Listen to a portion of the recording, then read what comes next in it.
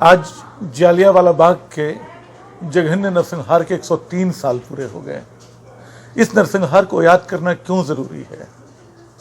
क्योंकि जब आप इसकी घटनाओं पर नज़र डालते हैं तो आप पाते हैं कि अपने आप को सबसे न्यायप्रिय कहने वाला ब्रिटिश साम्राज्य असल में भारतीयों के संदर्भ में कितना अन्यायी था और ख़ुद को ब्रिटिश साम्राज्य का सबसे बड़ा सेवक मानने वाला, महारानी का वफादार मानने वाला, देशभक्त मानने वाला जनरल डायर अपनी देशभक्ति में किन बेकसूर लोगों के खून कैसे बहा रहा था। 13 अप्रैल 1919 को जो घटना हुई, असल में वो अंग्रेजी शासन के ताबूत की आखिरी कील तो थी ही, उसके अलावा वो भारतीय राष्ट्रीयता के निर्माण का पहला अहम पड़ाव भी थी। जलियांवाला बाग इसलिए ज़रूरी है कि वहाँ से हिंदू मुस्लिम एकता की वो मिसाल शुरू होती है जिसने अंग्रेज़ों को सबसे ज़्यादा डराया था। दूसरी बात, मार्च में अगर उस इतिहास के पृष्ठभूमि में जाते हैं थोड़ा सा, ये 10 मार्च 1919 का दिन था जब अंग्रेज़ों ने रॉलेट एक्ट जैसा सख्त कानून लागू किया। दिलचस्प है कि उस कानून में भी आतंकी गतिविधि की बात थी। कहा गया कि आतंकी साजिश के नाम पे आप किसी को भी गिरफ्तार कर सकते हैं, 2 साल तक बिना केस मुकदमे के उसको जेल में रखा जा सकता है, उस पर गोपनीय ढंग से मुकदमा चलाकर उसको सजा दिलाई जा सकती थी। इतना भयानक कानून किसी भी देश के लिए लगभग एक बड़े दमन चक्र के औजार जैसा था। महात्मा गांधी ने कहा कि वो इसका विरोध करेंगे। इसके लिए 30 मार्च का दिन बंद के लिए चुना गया। बाद में उस दिन को बढ़ा के 6 अप्रैल कर दिया महात्मा गांधी ने। लेकिन इन दोनों अवसरों पे अमृतसर पूरी तरह बंद रहा। ऐसा अहिंसक बंद जिसमें शहर के हिंदू, मुसलमान, सिख, ईसाई सब शामिल हुए। अंग्रेज़ों के लिए डराने वाली बात थी। उन्होंने सोचा कि 9 अप्रैल को रामनवमी आने वाली है, शायद उस दिन हिंदू मुसलमान आपस में लड़ पड़े। उनकी तैयारी थी कि दोनों के बीच इस अवसर को फूट के अवसर में बदला जाए, लेकिन दोनों समुदाय इसके लिए तैयार थे। रामनवमी के दिन उन्होंने अपनी एकता का खास प्रदर्शन किया। कहते हैं कि उस दिन रामनवमी जुलूस का नेतृत्व एक मुस्लिम डॉक्टर ने किया।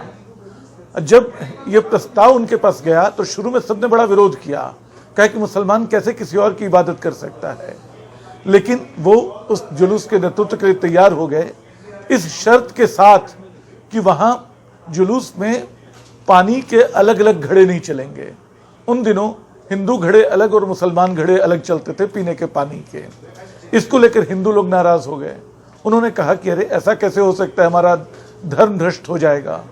लेकिन अंततः ये तय किया गया कि घड़ा तो एक ही चलेगा, किसी को पानी पीना हो पिए, न पीना हो न पिए। इसके बाद जो जुलूस निकला उसको देखकर अंग्रेज़ों को लगा कि ये इसको किसी भी तरह से तोड़ना होगा, अमृतसर के हौसले तोड़ने होंगे। 10 अप्रैल को उस जुलूस के 2 नेताओं को बातचीत के बहाने बुलाकर गिरफ्तार कर लिया गया। इसके बाद अमृतसर जैसे पागल हो गया। उसके बाद बड़े पैमाने पे वहाँ तोड़फोड़ हुई, हिंसा की भी कुछ घटनाएं हुई। और इसके बाद आई 13 अप्रैल की वो खूनी बैसाखी। खूनी बैसाखी नानक सिंह की पंजाबी कविताएं बड़ी मशहूर है और हम सबके स्मृति में खुदा वो दिन जिसमें एक पार्क में, जिसमें बस एक ही दरवाज़ा था, जलियांवाला बाग का वो पार्क, उस पार्क में बहुत सारे लोग इकट्ठा थे, हज़ारों लोग बैसाखी का त्यौहार मना रहे थे। और जनरल डायर 50 सिपाहियों के साथ पहुंचा। उसने कहा पंजाब में मार्शल लॉ लागू है, लोगों के एक साथ इकट्ठा होने की इजाज़त नहीं है। बिना पूछे उसके लोगों ने गोलियां चलानी शुरू की। अगले 10 मिनट तक लगातार गोली चलती रही। 1650 राउंड के आसपास फायरिंग हुई और इसमें ब्रिटिश सरकार कहती है कि 379 लोग मारे गए और 1200 से ज़्यादा घायल हुए, जबकि दूसरे लोगों का कहना है कि कम से कम 1000 लोग उन 10 मिनटों में मारे गए।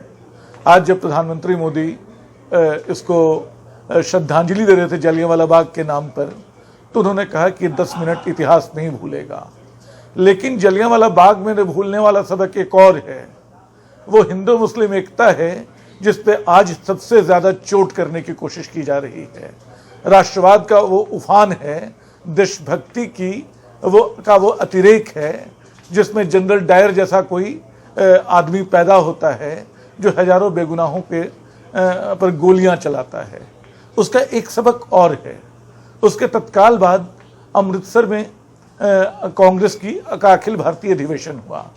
उस अधिवेशन में जालियांवाला बाग की हिंसा के खिलाफ प्रस्ताव आया, उसकी निंदा करते हुए। अचानक लोगों ने देखा कि उस प्रस्ताव में अमृतसर में अंग्रेजों के साथ जो कुछ हुआ उसकी भी निंदा शामिल थी। इसको लेकर सारे कांग्रेसी भड़क गए। उन्होंने कहा कि हम ऐसे प्रस्ताव पे सहमत नहीं हो सकते जिसमें जालियांवाला बाग के अलावा कुछ और शामिल हो, और ये जरूर किसी भारत माता की संतान द्वारा तैयार किया गया प्रस्ताव नहीं है। ये वाकया राजमोहन गांधी ने अपनी किताब में लिखा है, मोहनदास में। तो वो लिखते हैं कि महात्मा गांधी ने कहा कि सिर्फ भारत माँ का बेटा ही ऐसा प्रस्ताव तैयार कर सकता है। उन्होंने 3 घंटे भाषण दिया और उस भाषण के बाद सबको मतलब सबने उस प्रस्ताव पे सहमति जताई। तो जालियांवाला बाग हमारी एकता का, हमारे अहिंसात्मक प्रदर्शन का, हमारी अहिंसा से जुड़ी लड़ाई का और वहाँ से चले ऐसे स्वाधीनता आंदोलन का पहला पड़ाव है जिसने आज़ाद भारत की बुनियाद रखी और एक ऐसी नागरिकता को संभव किया जिसमें सब बराबर थे।